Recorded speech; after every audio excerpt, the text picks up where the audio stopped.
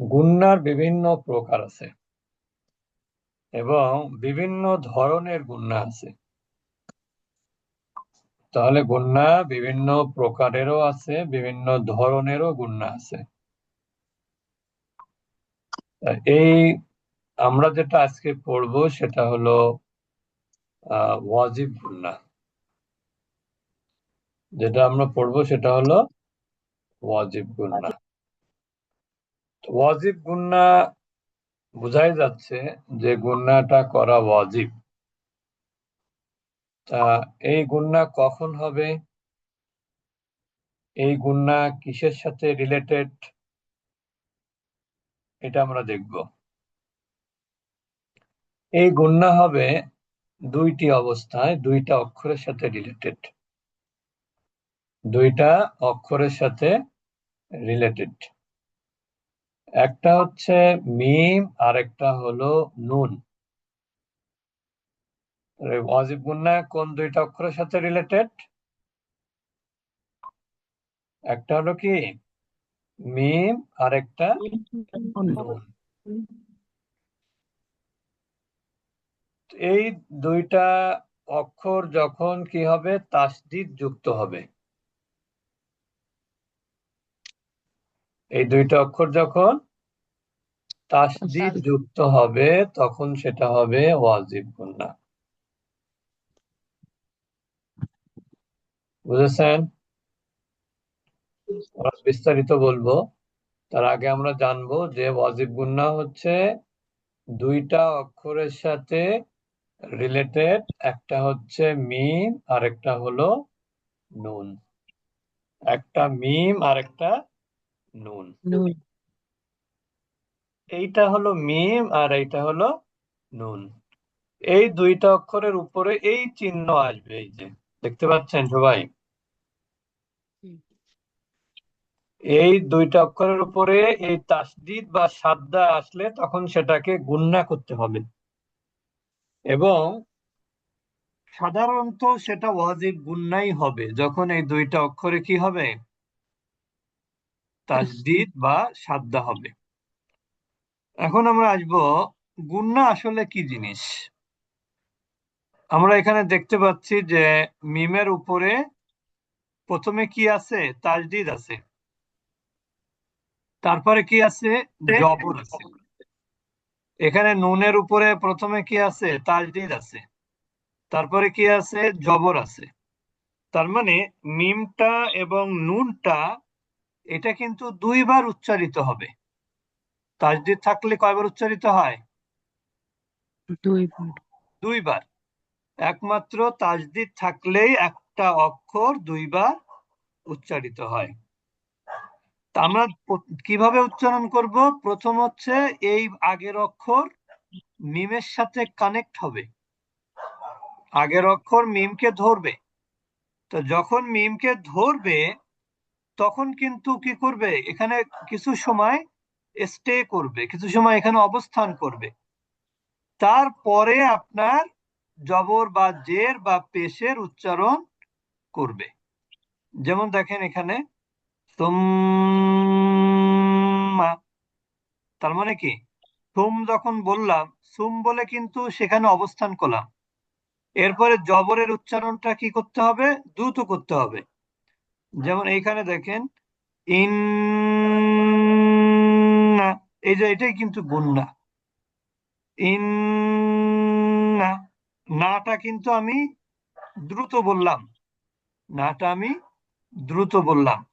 এখানে সুম্মা, এখানে মিমটা সা মিমকে ধরলো যখন, তখন কিছু সময় আমরা দেরি করলাম, আর জবরের উচ্চারণের সময় আমরা দ্রুত উচ্চারণ করলাম। এখন প্রশ্ন হলো যে গুণনার কোনো টাইম লিমিট আছে নাকি? গুণনা কতক্ষণ ধরে করতে হবে, এটার কোনো টাইম লিমিট আছে? এটা আমাদের জানতে হবে। মাদের যেমন কি আছে, সময় আছে। সময় বলতে এখানে ঘড়ির ঘড়ির টাইমের সাথে সময় না, এই সময়টা কিসের সাথে? হুম, এই সময়টা হচ্ছে হারাকার সাথে, হারাকা, দুই হারাকা। আর 2 হারাকা মানে আমরা কি বলেছিলাম? হারাকা মানে হচ্ছে মুভমেন্ট, অর্থাৎ আপনার আঙ্গুল আপ ডাউন করতে, 2বার আপ ডাউন করতে যে সময় লাগে সেটা হলো কি হারাকার হিসাব, সেটাই হলো হারাকার হিসাব। সবাই বুঝেছেন? তা গুণনাটাও 2 হারাকা মানে 2 হারাকা পর্যন্ত করতে হবে, অর্থাৎ 1 আলিফ মাদ যতক্ষণ হয় গুণনাটাও ঠিক ততক্ষণ করতে হবে। বুঝেছেন? তাহলে আমরা জানলাম ওয়াজিব গুণনা হচ্ছে 2টা অক্ষরের সাথে রিলেটেড, একটা হলো মিম আর একটা হলো নুন। তো মিম অথবা নুন এই 2টা অক্ষরের উপরে যখন তাসদিদ বা যেটাকে আমরা সাদ্দা বলি, এইটা যখন আসবে তখন আমরা ওই তাজদিদের উচ্চারণের সময় 2 হারাকা বা 1 আলিফ মাদের সমপরিমাণ সময় আমরা এখানে কি করব? অবস্থান করব, গুণনা করব। আরেকটা হারাকার উচ্চারণটা দ্রুততার সাথে করব, অর্থাৎ তাজদিদের সাথে কখনো সাকিন আসে না, কিন্তু তাজদিদের সাথে কি আসে?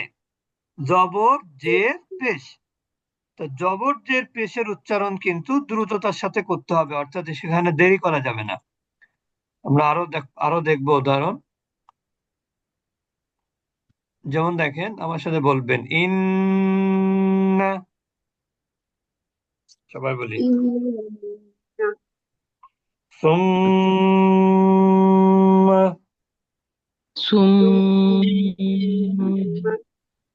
তাহলে আমরা তাজদিদের ওখানে এসে আমরা কিন্তু অবস্থান করছি, আর হরকতের উচ্চারণটা আমরা দ্রুততার সাথে করছি। মিন না,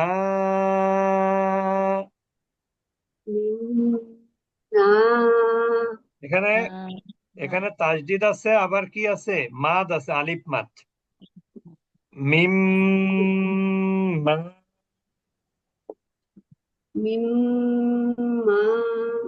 মা, লাম মা,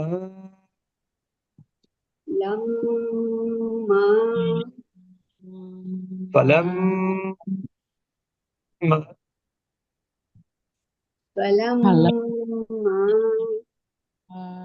ইন্নামা,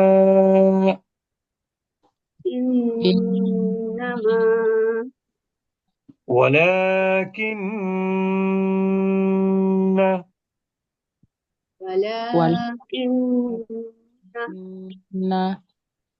جنات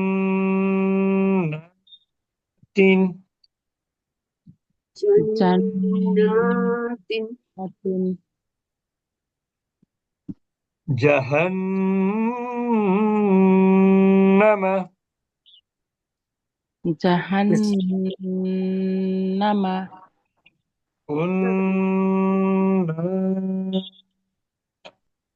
كنا آمنا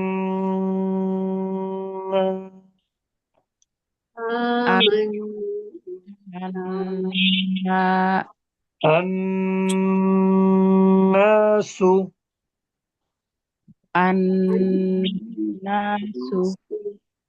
خناس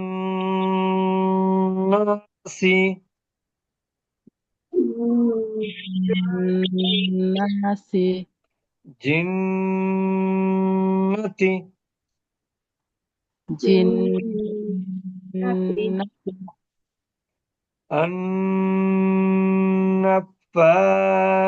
النفاثات.